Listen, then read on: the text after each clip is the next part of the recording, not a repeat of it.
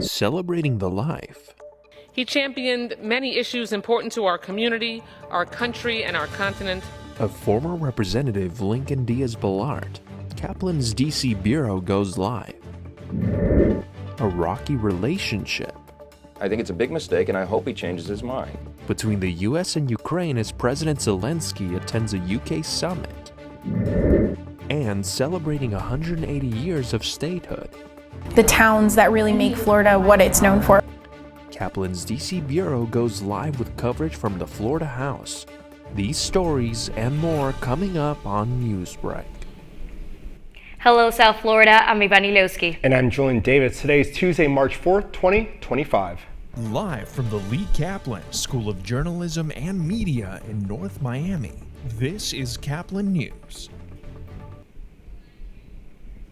South Florida's Cuban exile community this morning is dealing with the loss of one of its strongest political leaders.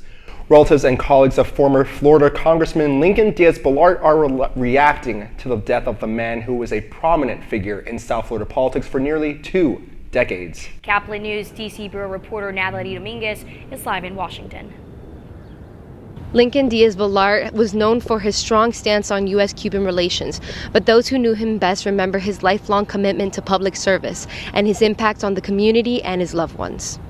Mr. Speaker, I ask that all members in the House chamber, along with members, staff, and guests throughout the Capitol complex, rise for a moment of silence in remembrance of Congressman Lincoln Diaz-Balart.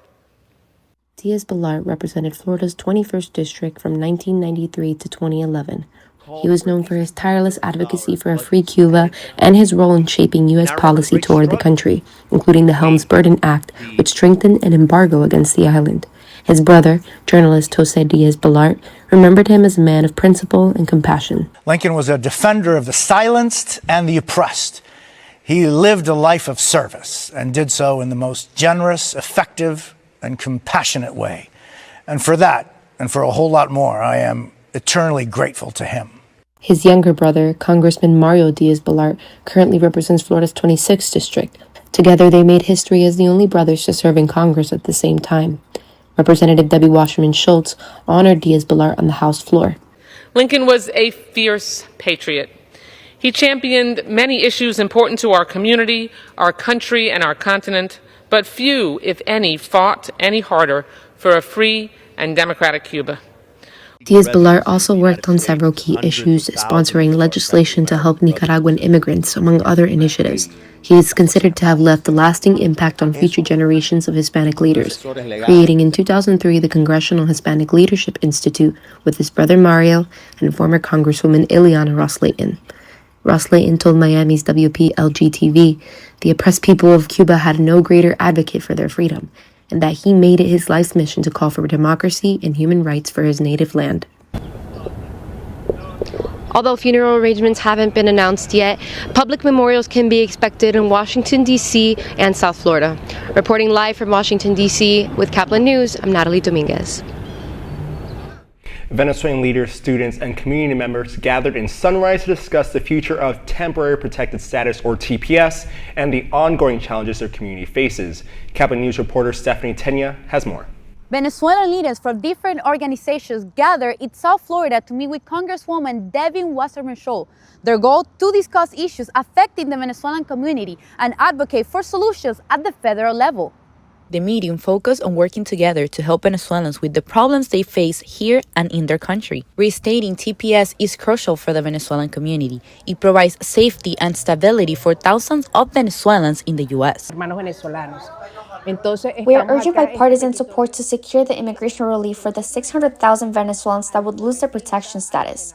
Despite increased persecution, threats, and torture in Venezuela, we, as law-abiding professionals, we have been forced to flee and seek safety here. Discussions also address the growing pressure on Nicolás Maduro to restore democracy in Venezuela. Venezuelan communities, along with students and leaders of Venezuelan organizations, are united in their efforts to urge the administration to restore TPS protections for the community, and the Maduro regime has failed to comply with the expedited deportation of Venezuelans, leaving many in precarious situations. The Congresswoman emphasized the urgency of restating TPS to protect Venezuelans from Maduro's oppressive regime. We publicly called for reconsideration of the TPS revocation. highlighting that Venezuelans here are law-abiding and have much to offer. Participants expressed their gratitude for the Congresswoman's support and highlight the need for continued advocacy. This meeting marks another step in the ongoing efforts to support Venezuelans in the U.S. and those still suffering back home. For Caplin News, I'm Stephanie Tenia. Ukrainian President Volodymyr Zelensky is rallying support from leaders across the pond after a tense meeting with President Donald Trump and Vice President J.D. Vance at the White House.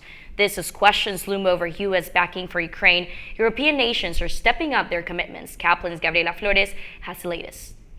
Ukrainian President Volodymyr Zelensky meeting with many European leaders at a summit Sunday in London, including UK Prime Minister Keir Starmer.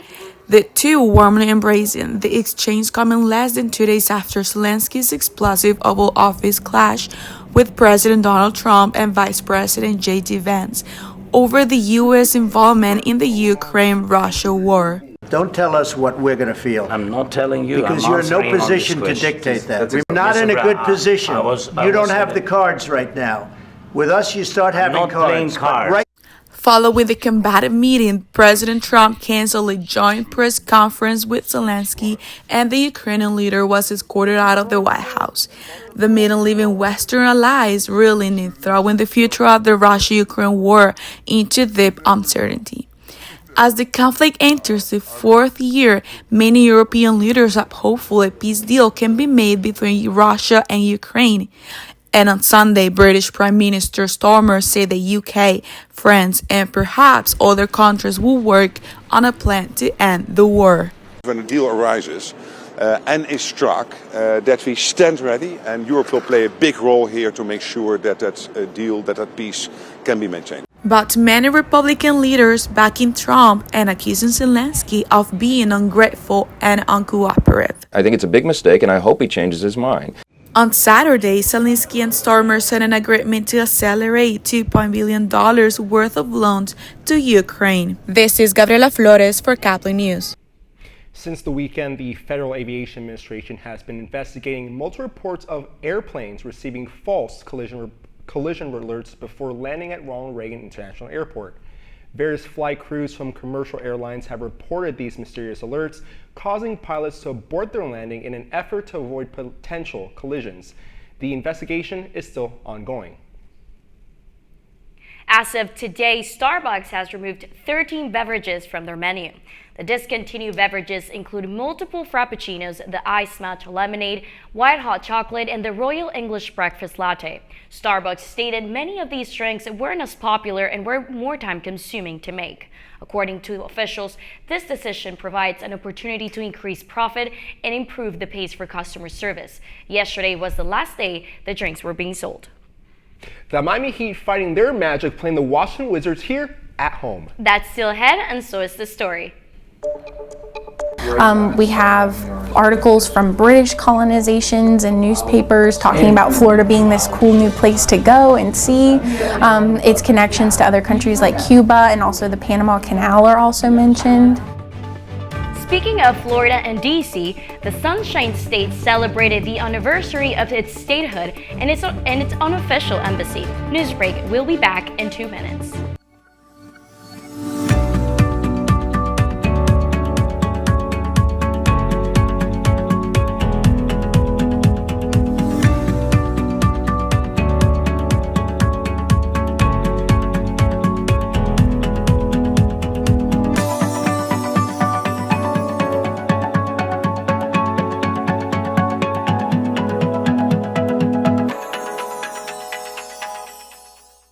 See us dream.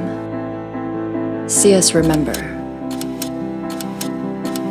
See us protest. You matter. Your feelings matter. Your identity matters. Everything about who you are matters. See us fight back. See us rebuild. See us shatter stereotypes. See us inspire. See us united. See us now. There are 16 million children struggling with hunger in America. That's 1 in 5 daughters, sons, neighbors, and classmates who don't know where their next meal is coming from. Yet billions of pounds of good food go to waste every year. It's time we do something about it. Feeding America is a nationwide network of food banks that helps provide meals to millions of kids and families in need.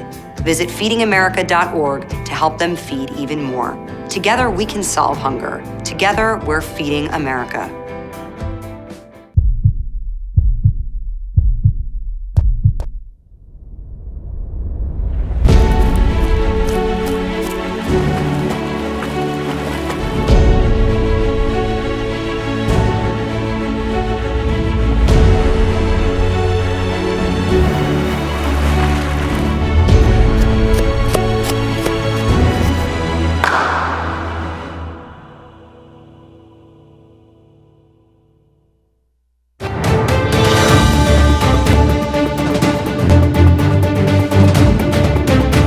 Exhibition was held by the Florida House to celebrate Florida's statehood anniversary. The Florida House celebrated the state's 180th anniversary with an art exhibition. That is cool. Our DC Bureau reporter Anna Trinidad is live with a different way of showing history through art. Good morning, Anna. Good morning. Celebrating Florida's birthday at the nation's capital, the Florida House unveiled Sunshine Stories, a series of artworks on maps. Let's check it out. With opening remarks from Rick Scott, Florida House does a lot of wonderful things, and I know Robert's going to take it to another level. Florida's unofficial embassy in the nation's capital unveiled maps highlighting historic periods in Florida's statehood during a commemoration of the Sunshine State joining the Union in 1845. Some of the first early days of influence from other countries, so French influence. We have articles from British colonizations and newspapers talking about Florida being this cool new place to go and see. Its connections to other countries like Cuba, and also the Panama Canal are also mentioned. Numerous maps in Spanish are also on display, showing the impact Hispanic culture continues to have on the state. The name itself, Florida, is Spanish for an abundance of flowers. You can really also see just a lot of how the old Spanish names in different regions of Florida, and kind of how it was the gateway to the Caribbean on a lot of ways, especially during that time. King tells us that looking through different maps of Florida throughout the years allows for residents to feel a sense of familiarity and belonging. Viewers are able to pinpoint where their current city was hundreds of years ago without scrolling through pages of a book. The catchphrase my coworker Liz came up with is "Stories Maps Tell," and the title of the whole exhibit together is Sunshine Stories. So again, it's cataloging mostly the travel history of Florida, the growth of Florida, and also the towns that really make Florida what it's known for. And Sunshine Stories will remain a public exhibit at the Florida House until the end of the year. Live from Washington, D.C. for Caplin News, I'm Anna Trinidad. Following a loss against the New York Knicks Sunday, the Heat faced off against the Washington Wizards at home. The game opened up with Terry Rozier throwing a lob to Bam Adebayo, who slammed in an alley hoop. Miami stayed dominant all throughout the game with multiple double-digit points for Hero, Rozier, Larson, Duncan, Robinson, and Bam, who had a total of 19 points and 5 assists. The final score was Washington 90, Heat 106. The Heat will head to the Cleveland to face off against the Cavaliers tomorrow at 7 p.m. Moving on, after beating the Calgary Flames, the Florida Panthers face off against the Tampa Bay Lightning here at home. Alexander Barkov opened the scoreboard early in the second quarter, intercepting the puck by the blue line and ripping it into the back of the goalpost. Not long after that, Barkov made it a double, scoring in the power play and pushing the Panthers up by 2. Braden Point brought the Lightning onto the scoreboard with a nice loop behind the net to rebound and score, but it wasn't enough to put them on top. The final score was Panthers 2, Lightning 1. The Panthers will continue at home against the Columbus Blue Jackets Thursday at 7 p.m. You're watching Newsbreak, and we're coming right back. Last week, Brandon met a girl on a dating app. One day after work, he finally found the courage to ask her out. No answer. He started to panic. Was he being too pushy? Maybe it was too... Hey, sorry I didn't respond. I was driving. I would love to go on a date. How does tonight sound? Brandon tried to play it cool, but inside he knew. A girl so smart, so responsible. She must be a keeper.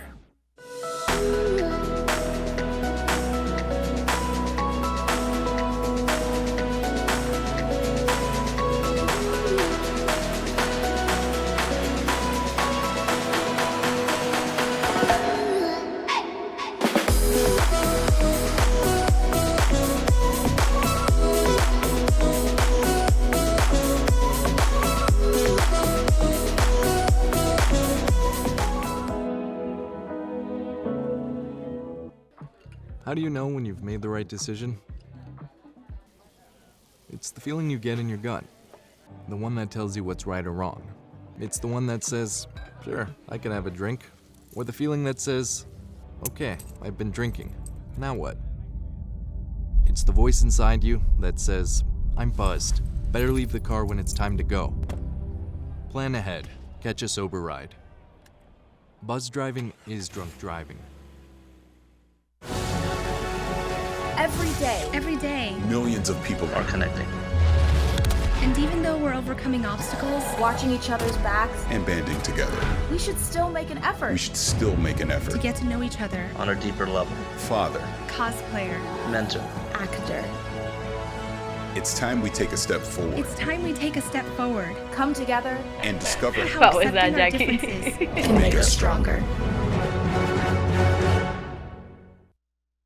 That is all the time we have for Newsbreak. I'm Julian Davis. I'm Ivani Lewski. Get more news anytime at caplin.news.fiu.edu.